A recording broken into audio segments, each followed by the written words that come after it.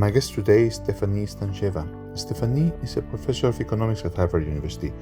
She has recently been awarded the Ellen Bennett Prize for the Best Young Female Economist. Her research explores the long-run effects of taxes on innovation, education, and wealth. More recently, she has researched the determinants of social preferences.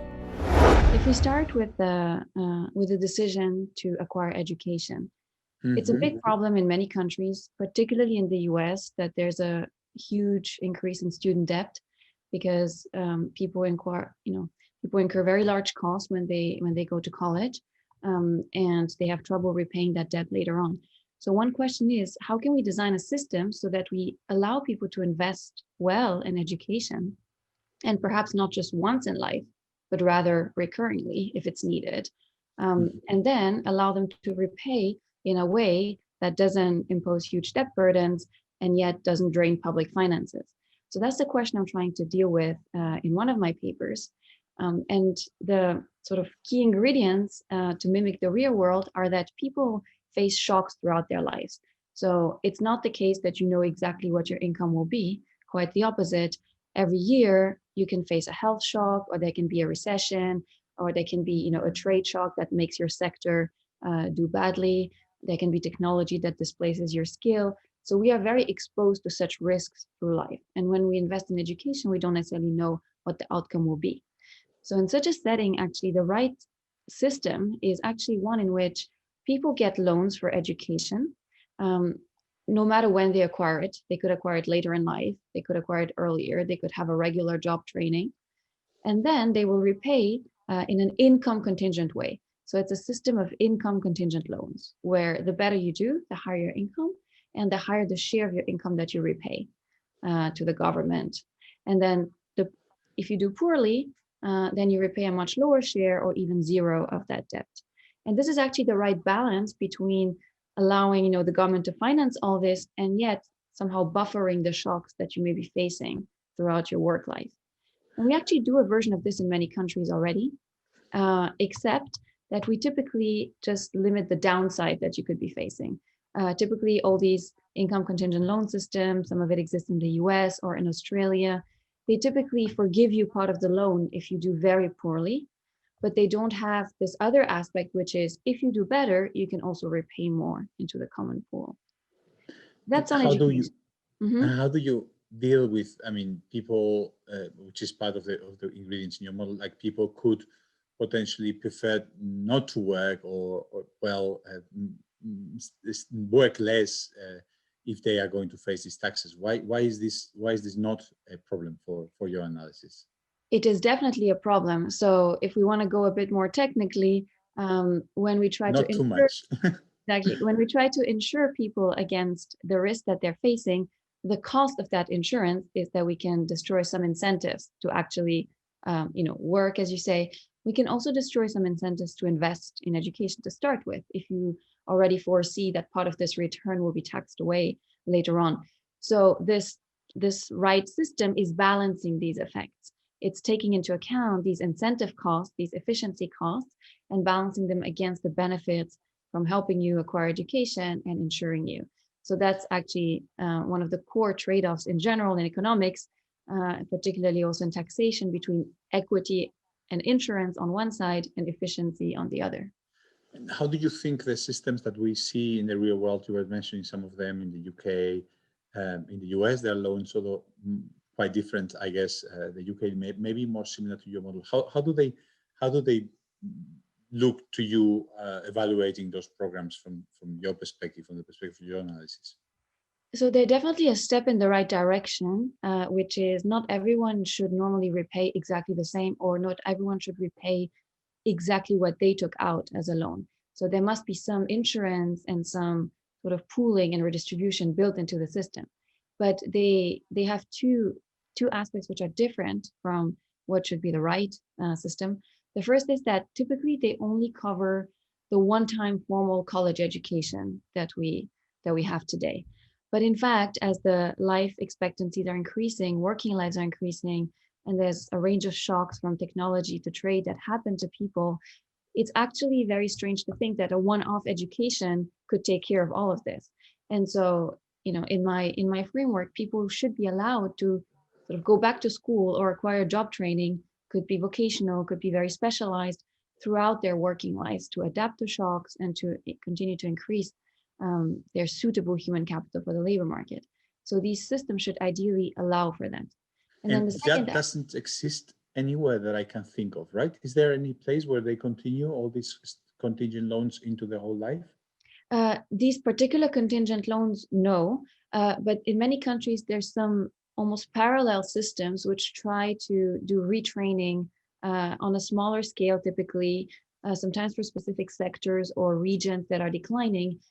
So in several EU countries, also in the US, for instance, Project Quest in San Antonio, there the role is very specialized about a given sector, a given set of people in an area. And it is a sort of more lifelong education moving in that direction. But that's definitely the direction to go for. And there's a second problem, which we are seeing both in the UK and the US, and it's all this pressure to forgive all the loans. You have a lot of people who are being taxed through their lives. And from a political economy perspective, it's very tempting to say, well, you owe all this money, let me forgive it. You have this huge debate now in the US on this. What's your view on this ex post, like, oh, well, I don't want to pay kind of problem? Well, to some extent, it's a symptom of a system that initially was not well adapted. So in this sort of framework that I'm proposing, to start with, the burdens wouldn't be unbearable to people the way they may be now in some cases. So it's a more holistic solution where from the beginning the system is aligned with the incentives of people. And so I think it's very important going forward to rethink it from the moment of financing, rather than having to deal with terrible consequences after the fact. That does sound very reasonable. Right. And the second difference to real world systems I had already mentioned is that in the real world, typically we just insure your downside. So if you do particularly poorly, we forgive you part of the loan or we let you repay less. But in fact, in the right system, you should also be paying more as you do better throughout your working life. Absolutely. So very clear. Thank you for the explanation on human capital. So we've talked about innovation, we talked about labor, human capital, taxes. What about migration? You've also looked at to what extent does mobility, you were just mentioning when we were talking about innovation, get affected by taxation, and how do we respond to that? What do you find? Yeah, so we've had a summary paper with Camille Landais, Henrik Cleven, and Mathilde Munoz in the Journal of Economic Perspectives, where we take a stock of the literature to which each of us has contributed separately, and try to assess what do we know, because it used to be a very understudied response. There's a lot of anecdotes when a superstar moves country in order to take advantage of lower taxes, or when someone in the US moves to Florida for tax purposes. There's a lot of writing in the media, but it's not clear to what extent this is actually, is it a general problem? We don't really have the data. And the issues that researchers have been struggling with is that there's very good data sets within countries, which will give you a lot of information over people, but there are very few data sets that would allow you to track people across countries. And so you have to be a bit creative. And so people have worked on, for instance, football players, because you can look up in the internet where football players play and hence where they live. And what my co-authors, Ufuk Aksigit and Salome Baslange, and I have looked at is inventors, because in the patent data, you can actually track where inventors live over decades, because they have to report their residential address when they patent. And in addition, inventors are actually a really interesting group to look at, because they're very representative of high-skilled individuals who may or may not have location-specific skills. They may or may not be tied to a location. And what we find there is that inventors are quite sensitive to top tax rates, specifically the very highly paid inventors. And there are many of those. Inventors can be really key players in a company, and the really good ones are highly paid. And so they're very sensitive to tax rates, especially if they work for multinational companies. So that could be because the company is making that decision for them, or it could be because they have an easier time moving when they're in a multinational company. And on the other hand, what ties them to a place is if they're very specialized. So if they work in a field that's only really good in one place, then they're not going to be sensitive to taxes at all. So taxes are important, but they don't, they're not the major factor relative to career concerns, for instance. And so, in that summary paper, when we take stock of that literature, whether it is on football players, on inventors, or other things, what we say is that very much like capital, that's quite mobile across countries, there's highly skilled people that are not tied to a particular location, and those people can be very responsive to tax incentives.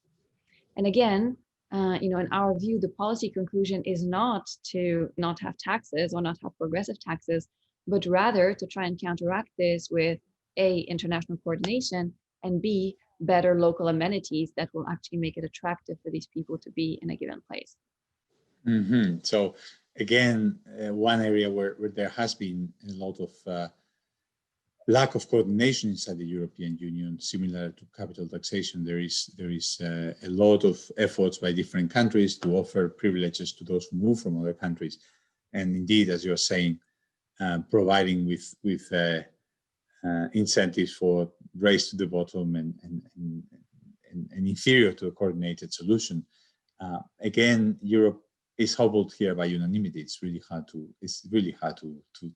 get this message that you're transmitting across. Yes, if you want an easier target would be these preferential tax schemes that have actually been multiplying over the last decades in Europe, which give a tax advantage to high-skilled foreigners that come in. So Denmark has it, Italy has it, Spain had it. Spain called it the Beckham law, exactly. It was specifically designed to attract footballers. It's like, hey, hello. I mean, yes, and it seems that it worked, but indeed. And so these schemes are actually a relatively straightforward target to say, okay, this shouldn't be really allowed because this is exactly a beggar thy neighbor policy where it's a zero-sum game at the EU level, in a sense.